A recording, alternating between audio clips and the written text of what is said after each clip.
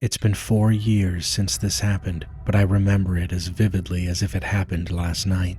Sometimes, when that woman's grotesque face appears in my dreams, I wake up screaming. Even now, as I type this out, goosebumps crawl across my skin and a cold sweat trickles down my back. It was mid-June on a rainy evening. You know those days when the sky never really brightens and the rain just keeps falling, like the world's holding its breath. Yeah, it was one of those days. I was on the veranda, rushing to bring in the laundry before the storm got worse. That's when I saw something out of the corner of my eye. I turned my head. There was a woman standing at the end of the driveway, just in front of my house. At first glance, it looked like she had no head. A short, involuntary scream escaped me. Not loud, just a startled, breathless noise. But when I focused, I realized the truth was somehow even worse. Her head wasn't missing, it was just tilted all the way back. So far back, it looked unnatural, like her head was broken. And her mouth was wide open. She didn't move, she didn't speak. She just stood there, facing the sky. The only sound was the rain. I stood frozen for a full minute, watching her. She never looked at me, never shifted, not even a twitch. I felt cold fear drip down my spine. Something in me knew, don't provoke her. So I quietly continued gathering the laundry, moving as softly as I could. I started walking toward the front door. That's when she snapped her head toward me. My heart stopped. Her face was lit up with this unbelievably joyful expression, but it wasn't normal. It looked stuck, almost like a mask. People smile, and then their face returns to neutral, but hers didn't. She just kept smiling, wide, unblinking, unmoving. It was a smile I can't even begin to describe, the most joyful, most horrifying expression I've ever seen on a human face. Something inside me said, she's not right, she's not safe. But I didn't say a word, I didn't make a sound. I ran. I bolted for the front door, yanked it open, dashed inside, and slammed it shut behind me. Click, I locked it.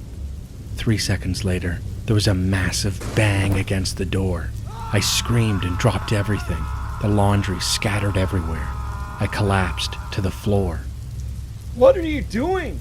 I screamed. My voice sounded like a terrified child's, but there was no answer, just silence. I remember thinking, how did she get here so fast? I had just shut the door, just seconds ago, and somehow she had reached it and slammed into it with terrifying force. It sounded like a body slam, not just a knock. I'm calling the police! I shouted. Still silence. I crept to the window and peeked outside. She was back in the driveway, standing exactly where she had been before. Head still tilted back, face still grinning at the sky.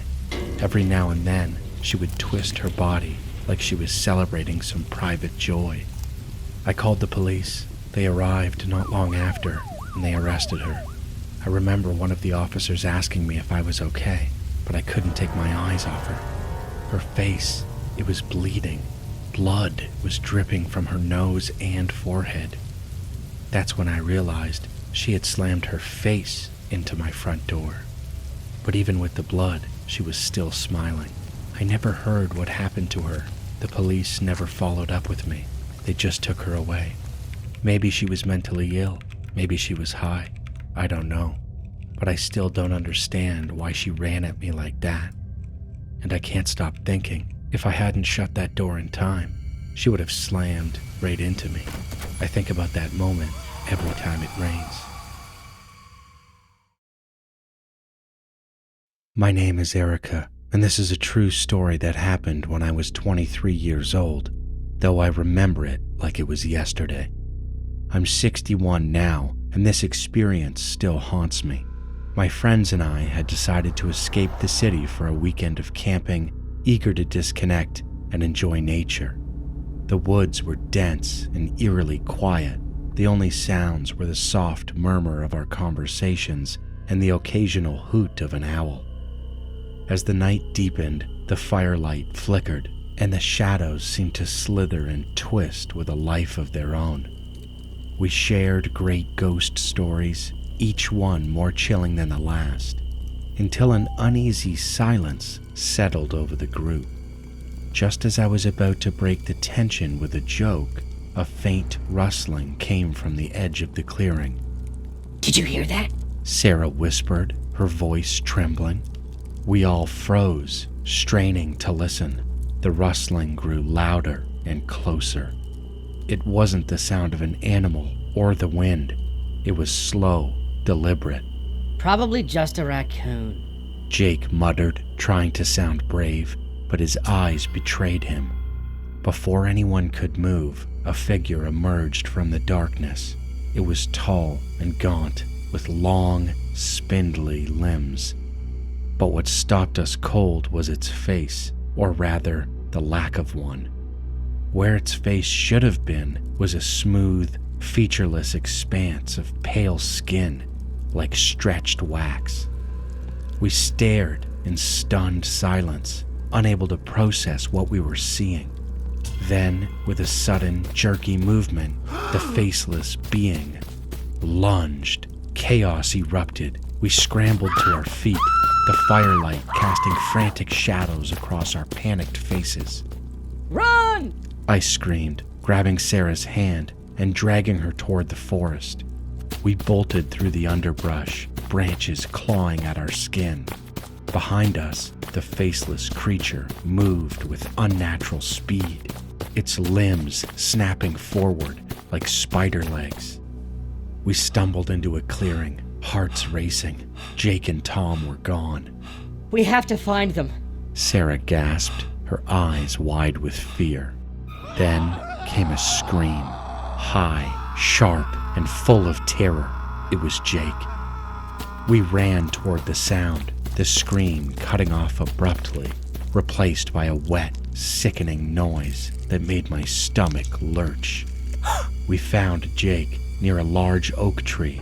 His body was crumpled, blood pooling around him, eyes frozen open in a mask of pure horror.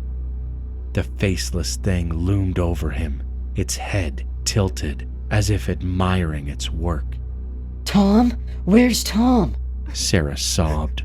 I turned, and there he was, another lifeless figure, twisted unnaturally on the forest floor, his face contorted in pain. The being looked at us. We ran again, deeper into the woods, the sound of its pursuit never far behind.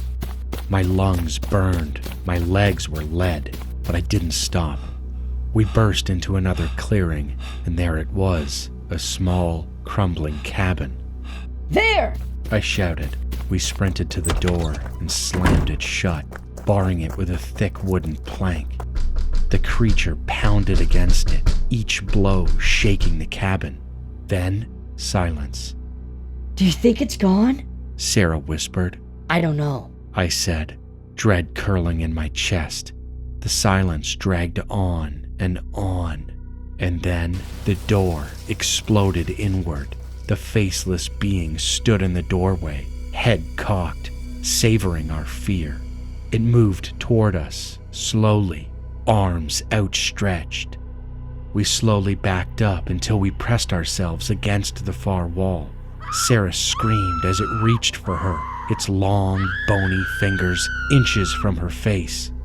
In a final desperate move, I grabbed a broken piece of wood and struck it. It barely flinched, its empty face turned to me.